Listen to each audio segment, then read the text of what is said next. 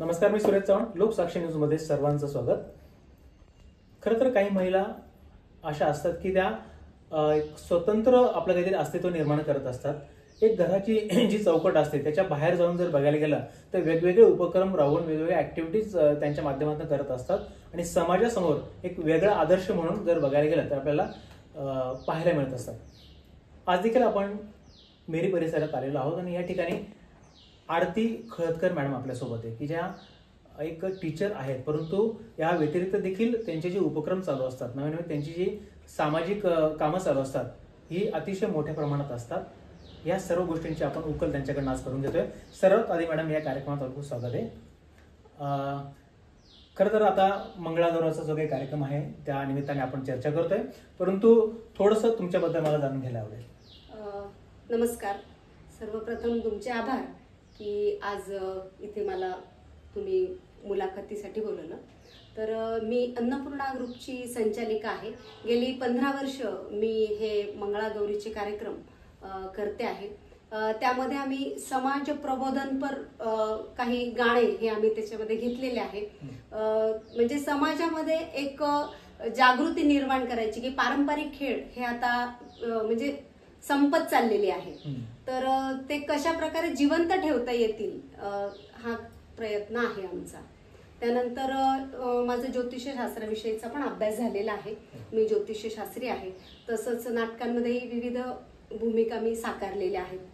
अशी माझी छोटीशी. नक्कीच. खरं तर मॅडम हे खूप मस्त काम तुम्ही करतायत आणि एकाच परिसरात एकाच ठिकाणी हा मंगळागौरचा कार्यक्रम करत नाही, विविध ठिकाणी आपल्याला जाण्याचा योग येतो आणि त्या निमित्ताने बऱ्याचशा महिला एकत्र येत असतात. तरी देखील अजून बऱ्याच लोकांना कुठेतरी त्या गोष्टीची पूर्ण माहितीच नाही की मंगळागौर हा एक काहीतरी छोटासा खेळ आहे आणि त्या माध्यमातून हे सगळं चालतं. पण प्रामुख्याने व्याख्या काय? व्याख्या अशी आहे की पूर्वीच्या काळी स्त्रियांचं जे लग्न व्हायचं ते अगदी लहान वयामध्ये व्हायचं. साधारणतः काही तर पाळण्यातच लग्न लागायचे, परंतु त्या मुली सासरी 8-9 वर्षाच्या असताना त्यांना पाठवलं जायचं. मग सतत तो त्यांना माहेरची ओढ लागायची आणि ती आठवण येऊ नये मग सणवारांमध्ये त्यांना हे खेळ करून त्यांना रमवलं जायचं. मग जे रोजचे काम आहे त्यातनं थोडासा वेळ काढून प्रत्येक सणाला तिला साड्या दागिने मिरवण्यासाठी मिळावं यासाठीचा हा सगळा तेव्हाचा तो खटाटोप होता.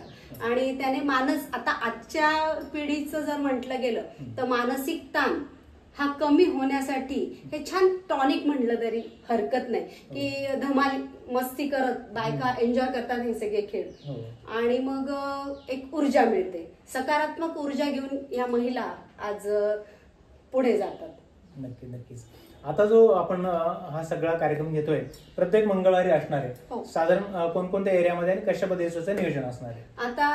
आता श्रावण महिन्यामध्ये पहिला मंगळवार हा 6 ऑगस्टला आहे. तिथून पुढचे 4ही मंगळवारी हा मंगळागौरीचा खेळ खेळला जाणार आहे. तर यामध्ये जवळजवळ आम्ही 10-11 जणी महिला आहेत आणि सुरुवातीला गंगापूर रोड येथील नवशा गणपती इथे हा कार्यक्रम आहे. त्यानंतर मोहनलाल के थाली इथेही हा कार्यक्रम आयोजित केलेला आहे. हा पहिला मंगळवारचा आहे. त्यानंतर मग असे विविध ठिकाणी दिवसातून 4 वेळेला मंगळागौरीचे कार्यक्रम हे होणार आहे. नक्कीच. यामध्ये त्या परिसरामध्ये जिथे आपण कार्यक्रम घेणार आहोत त्या तिथल्या आजूबाजूच्या महिला सहभागी होतील. नक्कीच आनंद घेऊ शकतात. वा. खरं तर या सगळ्या गोष्टी करत असताना आपण एक संसार प्रपंचाची जी काही जबाबदारी असते ती देखील पार पाडत असतात आणि त्यांचं देखील योगदान असतं. ते साधारण कसं असतं? घरात हा पहिल्यापासून खूप सपोर्ट होता. महत्वाचं म्हणजे की मी सकाळी 11 वाजता पहिला प्रोग्राम हा आमचा 12:30 वाजता स्टार्ट व्हायचा. तिथपासून तर रात्री 12ही व्हायचे. पण घरात मुलांनी पण खूप सपोर्ट आणि मिस्टर पण खूप सपोर्ट की आमची गाडी असते, आम्ही गाडीमध्ये जातो. मग प्रत्येकीला घरी सोडवत आम्हाला साधारणतः 11:30-12 होतात. मग प्रत्येक जण आपल्या स्टॉपवरती आम्हाला घ्यायला उभेच. म्हणजे प्रत्येकाचा सहभाग हा खूप महत्वाचा आहे की अगदी मग त्या सासूबाई पण सगळं नाही तू कर, आम्ही आहे तुझ्या पाठीशी, आम्ही सगळं सांभाळून घेऊ आणि म्हणूनच आज आम्ही उभा आहोत. येस, नक्कीच. म्हणजे एकच म्हणजे त्यांच्याकडे जर बघायला गेलं तर दृष्टिकोन नाहीये. हे सगळं करत असताना घरातली जबाबदारी सांभाळणं, त्याचप्रमाणे समाजाचं काही देणं लागतं म्हणून अशा पद्धतीचे मंगळागौरचे कार्यक्रम घेऊन सामाजिक देणं ते देखील करत असतात.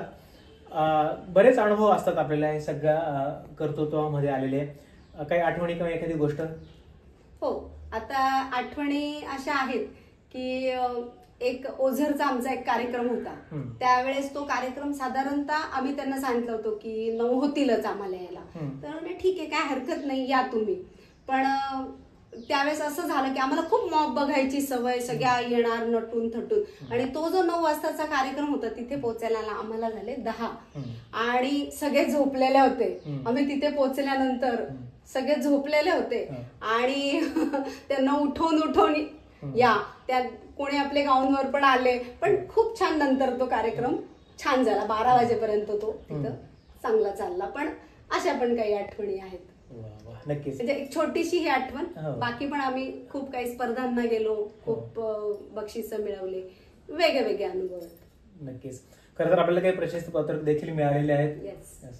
आणि या सगळ्या गोष्टी ज्यावेळेस होत असतात त्यावेळेस कुठेतरी ज्या महिला मानसिक खचलेल्या असतात किंवा त्यांना काहीतरी करायची प्रेरणा देखील हवी असते, परंतु आपण अशा ऍक्टिव्हिटीज राबवत असतात त्याच्यामुळे त्यांना हे करावंसं वाटत असतं. बऱ्याच महिला आहेत की आज खचलेल्या आहेत की मला जमेल की नाही जमेल, मला करायचंच नाहीये, डिप्रेशनमध्ये आहेत. मग अशा महिलांसाठी, मुलींसाठी, सगळ्यांसाठी आपण काय आवाहन कराल, काय मार्गदर्शन कराल? की असं म्हणजे खचून न जाता पुढे जात राहणं हे खूप महत्वाचं आहे. प्रत्येक पाऊल, प्रत्येक दिवस हा आपल्यासाठी आहे, हा परत येणे नाही. प्रत्येक क्षण हा आपल्यासाठी, हा जगलाच पाहिजे. मग ते काही असो, आव्हान येणारच आहे. तुम्ही असे घरी थांबले तरी आणि बाहेरही गेले तरी गेलं पाहिजे पुढे. नक्कीच.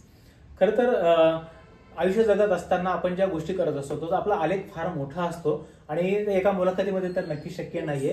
परंतु आज त्यांनी जो काही उपक्रम मंगळागौरच्या निमित्ताने हाती घेतलेला आहे त्या निमित्ताने आपण त्यांच्याशी चर्चा केली आणि कशा पद्धतीने नियोजन असणार आहे, कशा पद्धतीने सहभागी होऊ शकतात, कुठे कुठे असणार आहे, या सगळ्या गोष्टींची उकल त्यांनी या माध्यमातून करून दिली. Thank you so much ma'am.